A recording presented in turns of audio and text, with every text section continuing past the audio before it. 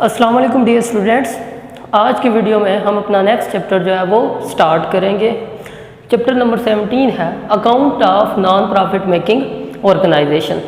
तो आज की वीडियो में हम इसका इंट्रोडक्शन डिस्कस करते हैं। नेक्स्ट वीडियो में इंशाल्लाह हम जो है न्यूमेरिकल सॉल्व करेंगे।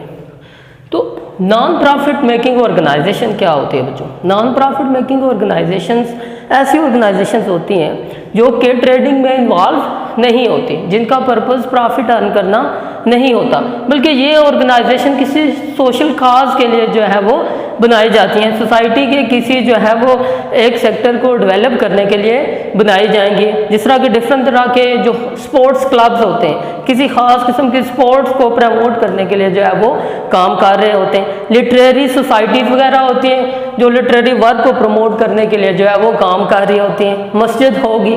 तो इस तरह की जो ऑर्गेनाइजेशंस होती हैं उनको हम ये कह सकते हैं कि नॉन प्रॉफिट मेकिंग ऑर्गेनाइजेशंस हैं, जिनका मकसद प्रॉफिट जनरेट करना नहीं होता बल्कि कोई सोशल काज हो सकता है।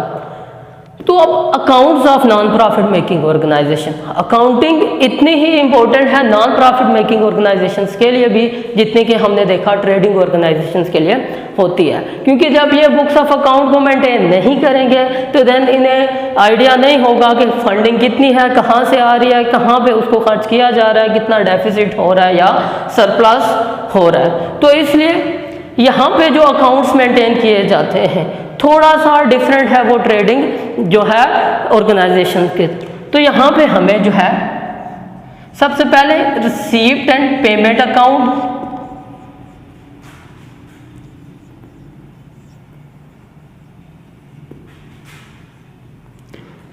रिसीव्ड एंड पेमेंट अकाउंट हमें क्वेश्चन पेपर में गिवन होगा और इससे हमने दो तरह के जो अकाउंट जो है वो बनाने होते हैं, वो expenditure and income account,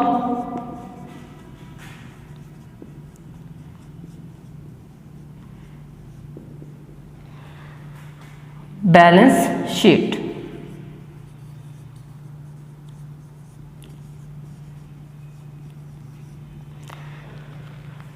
received and payment account dear students हमें क्वेश्चन में गिवन होता है। रिसीव्ड एंड पेमेंट अकाउंट बिल्कुल जिस तरह हमने कैश बुक बनाना सीखी थी उसी तरह का अकाउंट होता है। डेबिट साइड पे कैश की जितनी भी रिसीप्ट्स होती हैं वो लिखी जाती हैं और जो है वो क्रेडिट साइड पे पेमेंट लिखी जाती है। तो कैश अकाउंट की कैश की जितनी भी ट्रांजैक्शंस होती हैं उनकी एक समरी जो है हमें रिसीप्ट एंड पेमेंट अकाउंट में दी जाती है और इससे हमने इनकम एंड एक्सपेंडिचर अकाउंट बनाना होता है और बैलेंस शीट। अब इनकम एंड एक्सपेंडिचर अकाउंट क्या है? इनकम एंड एक्सपेंडिचर अकाउंट ऐसा अकाउंट है जिससे हम नॉन प्रॉफिट मेकिंग ऑर्गेनाइजेशन का सरप्लस या डेफिसिट जो है कैलकुलेट करते हैं। इन अदर वर्ड्स हम ये कहें तो ये बिल्कुल प्रॉफिट एंड लॉस अकाउंट की तरह ही होता है, जहाँ पे इनकम को और एक्सपेंडिचर को एक दूसरे के साथ कंपेयर किया जाता है। अब एक्सपेंडिचर और इनकम को कंपेयर किया जाएगा, अगर इनकम ज़्यादा होगी तो हम कहेंगे ये सरप्लस है। ट्रेडिंग अकाउंट में हम प्रॉफिट कहते थे, यहाँ पे हम कहेंगे सरप्लस आ रहा है। अगर एक्सपेंडिचर ज़्यादा होंगे तो डेफिसिट जो है, जो बैलेंस आएगा वो हम कहेंगे कि डेफिसिट है। देन बैलेंस शीट, ऑलरेडी आप लोगों को पता है कि बैलेंस शीट वो शीट होती है जो बिजनेस की फाइनेंशियल पोजीशन को शो कर रही होती है, जो हमें ये बताती है कि एसेट्स के अगेंस्ट कितनी लायबिलिटीज़ हैं। तो बैलेंस शीट में भी यहाँ पे बिल्कुल जिस तरह हमने ट्रेडिंग ऑर्गेनाइजेशन की बैलेंस शीट बनाई थी उसी तरह से एसेट्स और लायबिलिटीज़ जो है उनको हम जो है वो बैलेंस शीट में शो करेंगे। तो ये दो अकाउंट हमने इस चैप्टर में जो है वो बनाने हैं, ये अकाउंट हमें गिवन होगा।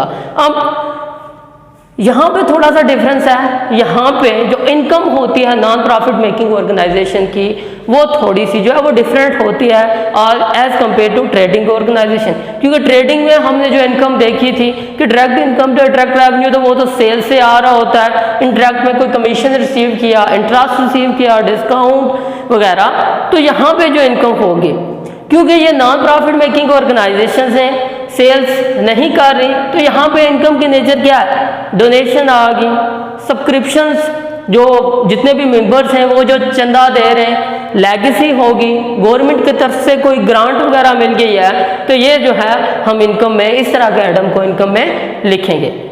एक्सपेंडिचर तो सेम ही होते हैं, जिस तरह से ट्रेडिंग जो है वो ऑर्गेनाइजेशन के एक्सपेंस हैं कि रेंट देना पड़ा है, एसेट्स पे डेप्रिसिएशन आ रही है, एम्प्लॉइज़ की सैलरी है, इंटरेस्ट वगैरह पे करना पड़ रहा है, तो एक्सपेंडिचर यहाँ भी उसी नेचर उसी तरह के हैं, तो जो है वो हम एक्सपेंडिचर में जो शो कर देंगे। बैलेंस शीट में आपको पता है कि एसेट और लायबिलिटीज़ जो है वो आ जाएंगे। यहाँ पे लायबिलिटी कैपिटल होता है ट्रेडिंग अकाउंट में, यहाँ पे जो है वो कैपिटल फंड आ जाएगा। तो नेक्स्ट वीडियो में हम इंशाल्लाह जो है वो अपना क्वेश्चन नंबर 1 जो है इस चैप्टर का सॉल्व करेंगे। Thank you very much and अल्लाह हाफिज़।